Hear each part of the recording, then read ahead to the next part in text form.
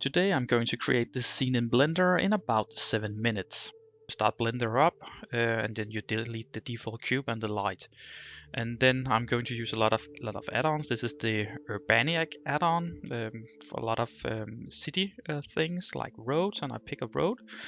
And then I'm going to adjust the camera, and it's important that I'm going to position it right, and I'm going to do that several times during the video. I'm using add-ons because it's going to speed up the process. You could of course model everything yourself, but then it will take a lot more time than 7 minutes.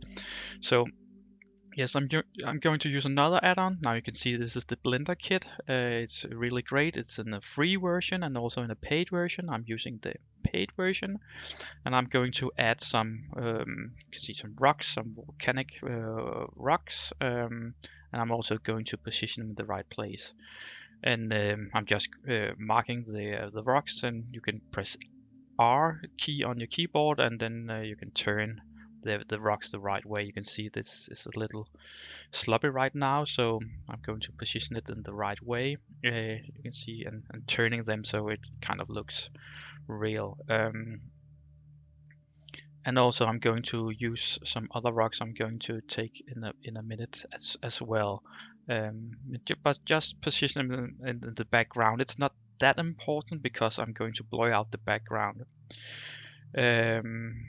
Yes, and then I pick some, can say some rocks. I don't know if this is desert rocks, but again, in Blenderkit you have options to choose between several 3D objects that you can use in your scene, and right now I'm just picking off different rocks that I could use.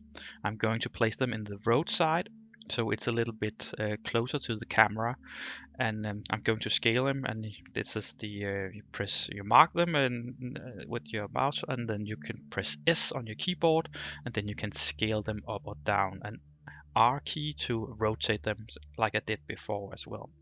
And then I'm just going to put them in a little bit over the or inside the road, so it looks a little bit like they're in overlapping the road. Then I'm going to use another add-on. It's called transportation, and I'm going to put in a Ferrari in the scene. And it's a really great plugin if you're going to use cars. They are rigged also, so if you're going to make an animation, that's quite easy. Do that another time, but not today. I'm going to make a link in the description to all the add-ons that I'm using for the scene. Again, you can see that I'm positioning the camera in the right way, so the framing is going to be okay. And you can see we have the rocks in the background, and one of them is the car is kind of shattering the rocks in the background, so I'm going to move it in another direction. And also the stones that I added first, I'm going to duplicate them and move them in the background as well. And you can press Alt D, and that's going to duplicate the rocks. So yeah, and then just move them around. And again, when I'm working in the background, it's not that important that everything is just perfect, because it's going to be a bit blurred out anyways. Yes, again, moving the camera, I do that a lot, and that's because when I'm adding things to the scene, then I'm going to make the angle a little bit different than I first thought. So it's just a little bit of always trying to make the camera in the perfect place. Again, the rocks I'm going to put them a little bit in the back scene, also in the background. Again, not that important. Okay, well, we are about to finish the scene.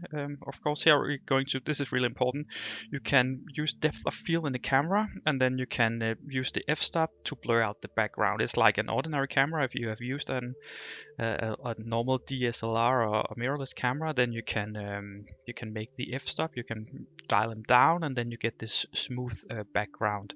And this is the same with Blender. So you focus on an object, and then you can make the f-stop lower and blur out the background. You can see the background is a little bit blurred about the rocks. You can see now I'm moving them, but they are a little bit blurred out, like they would be if you're using an ordinary camera. Yes, and then I'm going to use another add-on. This is called True Sky, and it's adding a sky to the scene. And if I go into the render view, and you can see, yes, we got a sky, and you can see everything is coming together right now. I'm going to rotate the sun, so we get a better look of the car, so it's not in this, let's see, too much shadow of the car, so we get a little bit more sun on the car. Yeah, I think that's about it. And then we can also add some clouds, and I'm going to do that in a minute as well. It's a little bit pixelated right now, and that's because I made a little mistake, and that was because I didn't activate my graphic card, so this is running solely on my CPU, and it's kind of taxing on the system if you don't have your graphic card. You're not using a graphic card. So yes, but you can see this is the scene, and it's actually quite good. So you could render this out, but I go back to True Sky, and then will add the clouds. And you could say that maybe I didn't have to do that, but I did it anyway.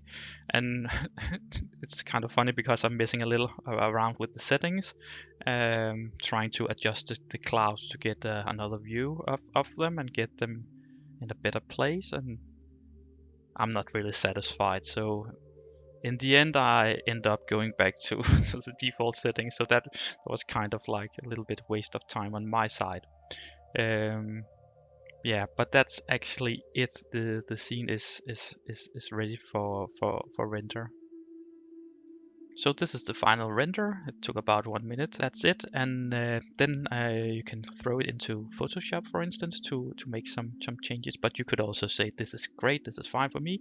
But I use Photoshop to add a little more to the car. So I adjusted the colors a little bit, make it pop. And also I did something, blurred the wheels to add some motion to the wheels. You can do that in Blender as well. You can animate the wheels and make a render where it look like they're spinning. I've put a link in the descriptions to all the add-ons that I use for creating this image, and I hope that you will like this video and also subscribe to my channel.